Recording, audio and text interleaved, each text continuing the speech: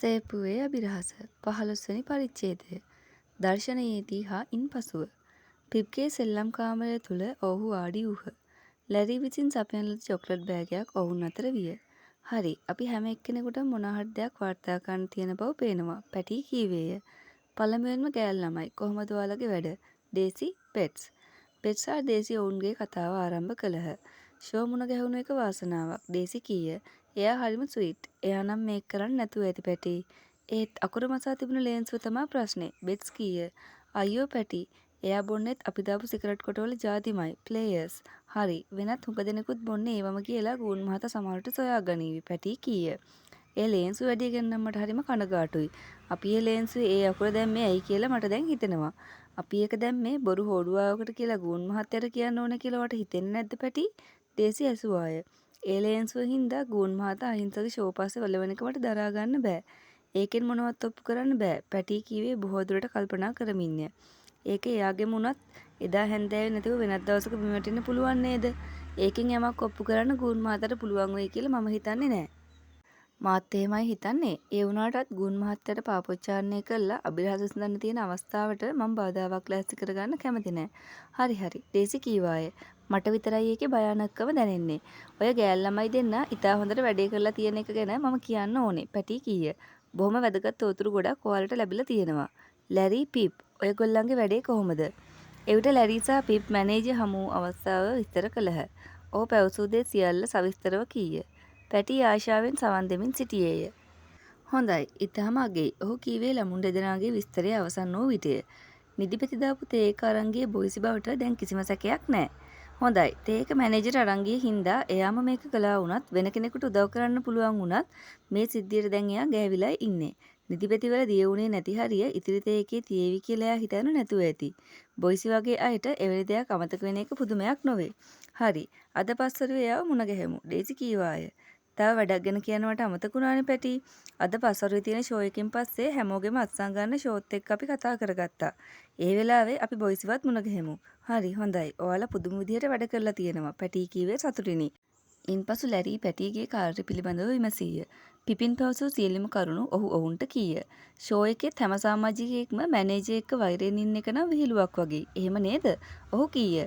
"එයා එක මුර්ගෙක් වෙන්න ඕනේ. එයාගෙන් පලිගන්න හිතන විදිහේ වැඩ තමයි එයා මිනිස්සුන්ට කරලා තියෙන්නෙත්. හැම පැත්තෙම ඒ වගේ ලකුණු පේනවා." "මමත් ඒකට එකඟ වෙනවා," පැටි කීය. "මේක විශේෂ අභිරහසක්. හොඳයි, මොකක්ද ඊළඟ පියවර?" "අපි හැමෝම අද පස්වරු ෂෝ එකට යනවා. හැම කෙනාම රඟපාන හැටි බලනවා. වටේටම ගිහින් සමරු පොත්වලට අත්සන් ගන්නවා. ෂෝ එකේ හැම කෙනා එක්කම කතා කරනවා. බොයිසි ගැන විශේෂයෙන් සොයා බලනවා." "පුළුවන් තරම් හොඳට කරන්න," පැටි කීය. "හෙට අපි ඉතුරු ඇලිබි ගැන හොයලා බලමු." ඩේසි ලැරි දෙන්න යනවා මේරි ඇඩම්ස් මුණ ගැහිලා ලුසි වයිඩ්ගේ ඇලිබිය හරිද කියලා බලන්න. පිප් එක්ක මං යනවා පීටර් වොටින් විලියම් මෝර් දෙන්න ගැන බලන්න. ජෝන් ජේම්ස් ගැන පරීක්ෂා කරන හැටි අපි කල්පනා කරන්න ඕනේ. එයා කීවනේ මුළු හවස් කාලෙම සිනමා ශාලාවේ හිටියා කියලා. "ඔව්, ඇයි එතකොට ඇලෙක්ස් ග්‍රාන්ට්?" ඩේසි කීවාය. "එයාගෙම ෂෝ එකකට එයා ෂිප්රිජ් ගියානේ. ඒක පරීක්ෂා කරන එක හරි මෝඩකමක්," පිප් කීය. "හුඟ දෙනෙක් එයාව දැකලා තියෙනවා. එයාට ඇහුම්කන් දීලා තියෙනවා. කොහොම නමුත් ඒක පරීක්ෂා කරන එක ලේසියි." "අන්න අම්මා කෑමට කතා කරනවා," පිප් කීය. "මට හොදගන්න යන්න ඕනේ. අද පස්වරුවේ කීයටද අපි මුණ ගැහෙන්නේ? කොහෙදද? තියටර් එකේටද?" "ඔව්," පැටි කීය. "3ට කාලක් වන විට එතෙන්ට එන්න. ෂෝ එක පටන් ගන්නේ 3ට." ඔවුන් සියලු දෙනාටම කුසගිනි දැනිනි. රාජ් පරීක්ෂක වැඩ බඩගිනි ඇති කරවන බව පෙනේ. ආහාර ගැනීමෙන් පසු පැටි බොහෝ වේලාවක් ගත කළේ අභිරහස ගැන තමා දැනගත් කරුණු සටහන් කිරීමටය. ඒවා කියවීමට ඔහු මහත්සේ ආශා කළේය. එමගින් ඔහුට ගැටලු සහගත තත්ත්වයක්ද ඇතිවිය. සැකකරුවන් බොහෝ දෙනෙක් අභිප්‍රායවල් ගණනාවක් ඇලවි ගණනාවක් මේවා සියල්ලම අනාවරණය කරගන්නේ කෙසේද දෙවියනේ? 3ට කාලක් තිබියදී සියලුම ගවේෂකයෝ ලිටල් තියටර් එකට රැස් වී සිටියහ. කවුන්ටරයේ සිටි තරුණයෙක් ඔවුන්ට ප්‍රවේශපත්‍ර අලෙවි කළේය. ඔහු ශාලාවට ඇතුළු වී අසුන් ගත්හ. හැකිතරම් දුරට ඉදිරි ආසන ඔවුන් තෝරාගත්තේ නළු නිළියන් ඉතා හොඳින් දැකබලා ගැනීම සඳහාය. ඔවුන් වාඩි වූයේ දෙවැනි පේළියේ මැද හරියේ ආසනවලය. ඇත්ත වශයෙන්ම ඒවා ඉතා සැප පහසු ඒවා විය. යම්කිසි අයෙකු අඬු 6කින් පියානෝව වාදනය කරමින් සිටියේය. නාට්‍ය කෙටි එකක් වූ බැවින් බෑන්ඩ් කණ්ඩායමක් නොවිය. දොර විවෘත කර සෑම විටම ඇති වූ සුළං පහරින් වේදිකා තිරය මදක් සෙලවිණි. ඒ මත පතිත වූ එරබැසීමේ දර්ශනය අගය කරමින් ළමෝ ඒ දෙස ඕනෑකමින් බලා සිටියහ. හරියටම නියමිත වේලාවට දර්ශනය ආරම්භ වුණි. පස්වරු 3 වන විටම තිර ඉහළට එසවුණු අතර ප්‍රේක්ෂකයෝ විමසිලිමත්ව වාඩි වූහ. නාට්‍ය දෙකක්ද ඩික් විටින්ටන්ගේ අපිරූපණ බලලාගේ උපහාස කතාවක්ද දර්ශනයට ඇතුළත් විය. අවසාන දර්ශනයේදී හැර පළමු නාට්‍ය දෙකේදී බොයිසි පෙනී නොසිටියේය. එදා ළමයින් ජනේලෙන් දුටු අයුරින්ම ලෝම සහිත විශාල හමක් ඇඳගෙන පාද හතරින් සිටි ඔහු දුටු ළමෝ ප්‍රීතියෙන් කෑ ගැසූහ. ඔහුගේ රඟපෑම ඉතා විනෝදාත්මක විය. ඔහු දැක් ගැන්මට සිකුරාදා රාත්‍රී ළමයින් එබී බලන විට ළමයින්ට අතවැනූ විලාසයෙන්ම මෙහිදීද අතවැනීය. ඔහු එහාට මෙහාට පැන පැන නැටුවේය. ෂෝ මාක්හැම්ට තුරුළු විය. මුළුමනින් මේ සාර්ථක නාට්‍යයක් විය. ෂෝ ලස්සනට පේනවා ලැරී කීය. ඔව් ඒත් පිරිමි චරිත ගෑල් ළමයිම රඟපාන්නේ ඇයි? දර්ශනයක් වෙනස් කිරීමේ විවේක කාලයේදී ඩේසි ඇසුවාය. ඔයාලට මතකද ඇලඩින් නාට්‍යයේ ඇලඩින්ට රඟපෑවේ ගෑල් ළමයෙක්. සින්ඩරෙල්ලා නාට්‍යයේ කුමාරයාට හිටියෙත් ගෑල් ළමයෙක්. බෙට් ශබ්ද කළේය. ආපසු තිරේ ඇරෙනවා. අන්න පූසා හරි වැඩේ. උගේ වල්ගෙන්ම හැම ඉරෙනවා. ඒ සැබෑය. ඒ බව දන්නු බලලා ඉදිරි පාදයකින් එම හැම ස්පර්ශ කළේය. හඬ නැගීය. හැම ඉරී යාම නිසා ඔහු නියම පූසකුමෙන් ත්‍රාසයට පත්ව සිටියේය. දිගටම පහලට එයා ඉරා ගන්න නැති වෙයි කියලා මං හිතනවා. බෙට්ස් කීය. එයා එහෙම කරගත්තොත් අර නපුරු මැනේජර් එක්ක කොලහලයක් ඇති කරගන්නවා කියලා මට විශ්වාසයි. එයා හරිම විහිළුකාරයෙක්නේ. මීයෙක් පස්සේ එලවනවා වගේ එයා පෙන්නනවා. ඌ මීයෙක්ද? ඒක නිකම්ම යාන්ත්‍රික මීයෙක් ඩේසි කීවාය. ඇත්තටම බොයිසිගේ ඔළුවයි වෙනත් දේවලුයි අමුතු වුණාට රඟපෑම නම් මල් 7යි. පැටීද ඒ අන්දමට සිතීය. රඟපෑමේ ඊටාම දක්ෂ අයෙකු මෝඩ අයෙකු ලෙස ජනයා සලකන්නේ මන්දැයි ඔහු විමතියට පත්විය. හොඳයි ලැබුණු තින් පසු වේලාවක හමු වී ඔහු ගැන වැඩිදුර විස්තර දැනගන්න හැකිවනු ඇතැයි ඔහු සිතුවේය. දර්ශනය නිමාවට පත්විය. තිරේ පහත් වී එක්වරක් ඉහළට ඉස්සී නැවත පහත් විය. සියලු දෙනාම අත්පොලසන් දී නිවෙස්වලට යාමට සූදානම් වූහ. මේ වන විට වෙලාව 5 පසු වී තිබුණි. දැන් අපි වේදිකාවේ දොර ළඟට ඉක්මනට යමු. පැටී කීය. ඉක්මන් කරලා එන්න. පිට වී යාමට පෙර නළුනිලියන් සැවොම හමුවීමේ අපේක්ෂාවෙන් ඔහු වේදිකාවේ දොර වටා රැඳී සිටියේ ඔවුන්ගේ සමරු පොද්ද අත් ඇතිවය. ඔහු විනාඩි 5ක් පමණ සිටියහ. ෂෝ පැමිණියේ ඒ වන විටත් ඇයගේ ලස්සන මුහුණේ තැනින් තැන ග්‍රීස් සායම් සහිතව. නමුත් අලුත් ඇඳුමක් ඇඳගෙන සිට නිසා පෙරට වඩා අමුතු ලෙසින් පෙනුනි. ඇතුළට ඇවිත් අනිත් අයත් මුණ ගැහෙන්න. ඇය කීවාය. ටික වෙලාවකට ඒ අය එළියට එන්නේ නැහැ. ඔය දොර ළඟ ඉන්න බෑ සීතලයිනේ. ඒ අනුව මදක් සැකසහිත විලාසයෙන් ඔව්හු දොර ළඟට එක් වී විශාල කාමරයක් කරා ෂෝ පසුපස ගියහ. එහි නළු නිළියන් එක්කෙනෙක් දෙන්නෙක් තේ බොමින් සිටියහ. පීටර් වොටින් හා විලියම් වෝර්ද එහි හිටියහ. එක් අයෙකු කලකිරුණු ස්වභාවයෙන් සිටි වයසක අයෙකු වූ අතර අනෙකා දුක්ඛිත පෙනුමක් සහිත තරුණයෙක් විය.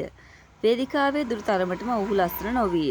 ඩිග්ගේ ස්වාමියා ලෙස රඟපෑ පීටර්ද මුහුද නිලයි නිල් මුහුදයි යන ප්‍රසන්න ගීතයේ ශබ්ද නගා කියමින් නිර්භීත කප්පිත්තෙකු ලෙස රඟපෑ විලියම්ද ඉතා ආකර්ශනීය පෙනුමක් දැක්වූහ. ඔහු ළමයින්ට හිස සැලුවේය. හලෝ ළමයිනේ සමරු පොත් අත්සන් කරගත්තද? කෝ ඕවා දෙන්නකෝ. දෙදෙනාම සෑම පොතකම අපහැදිලි ලෙස ලියූහ. ඉන්පසු නාට්‍යයේ ඔහුගේ ආදරවන්තිය ලෙස රඟපෑ උසගැහැල් ළමයෙකු වන ලුසි වයිට් ඔවුන් හඳුන්වා දෙන ලද්දේ ෂෝ විසින්ය. පාට විහිදුණු වකුඩු කෙස් සමූහය පළඳ රඟපාන විට අතිශයින් ශෝභන විය. එම කොණ්ඩයට ළමෝ බොහෝ ආශාවක් දැක්වූහ. එකී ලක්ෂණ කොණ්ඩය අගනා හවරියක් මේ වන විට කමිසයක් මත රැඳී තිබිණි. ලුසි පෙන්නුම් කළේ දුමුරු පාට කෙස් සහිත නිසල්මන් ස්වභාවයක්. ඇයගේ මුහුණින් යම්කිසි කනස්සලු බවක් පිළිබිඹු විනි. ඇයද සමරු පොත් අත්සන් කළාය. ඉන්පසු ජෝන් ජේම්ස් ඇතුළට පැමිණියේය. ඔහු තරබාලු රළු පෙනුමැති ලොකු පුද්ගලයෙක් විය. නාට්‍යයේ රජුගේ චරිතයට ඔහු මැනවින් ගැලපිනි. හලෝ ඕ කීය. කෝ දෙන්න. ඕවා අත්සන් කරලා දෙන්නම්. ඔහුද පොත අත්සන් කළේය. පැටි විලියම් සහ පීටර් සමග සංවාදයක් ආරම්භ කළේය. ලැරි ජෝන් ජේම්ස් සමග කතා කිරීමට තැත් කළේය. පිප් වටපිට බැලුවේය. පොත් අත්සන් කර ගන්නට තව කෙනෙකු සිටිය යුතුයි. ඒ මොහොතේ තවත් කෙනෙකු පැමිණියේය. ඩිග්ගේ මවගේ චරිතය රඟපෑ ඔහු පුංචි හුරු බුහුටු අයෙකු විය. මවගේ චරිතයේ ඉතාම දක්ෂ අන්දමින් රඟපෑ ඔහු ඉතා පැහැදිලි ගැහැණු කටහඬකින් ගීත දෙක තුනක් උස්සනකින් ගායනා කිරීමේද නිරත විය. ඔබගේ අත්සන් අපිට ගන්න පුළුවන්ද? ඔහු වෙත යමින් පැටි ඇසුවේය. ඔබගේ රඟපෑමට මම ඉතාම කැමතියි. මම නම් විශ්වාස කළේම ඔයා ගැහැණු කෙනෙක් කියලයි. කටහඬත් ඒ වගේමනේ. ඔව්මයි සින්දු කිය ඇලෙක් අද හොඳට රඟපෑවා. ෂෝ කීය. උස්තර ලස්සනට ඇල්ලුවා. එයා මාවයි ලුසීවයි බොහොම ලස්සනට අනුකරන හැටි ඔයා දැක්කොත් පුදුම වේවි. ඒ අපි කියලා හිතන එකකුත් නෑ.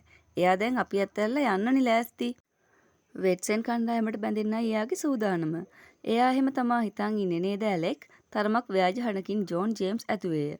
ඒත් මැනේජර් එකට කැමති නෑනේ. එයා ගැන මට මතක් කරන්න එපා. ඇලෙක් කීය. අපි සේරම එයාව පිළිකුල් කරනවා. මෙන්න ළමයිනේ අල්ලගන්න.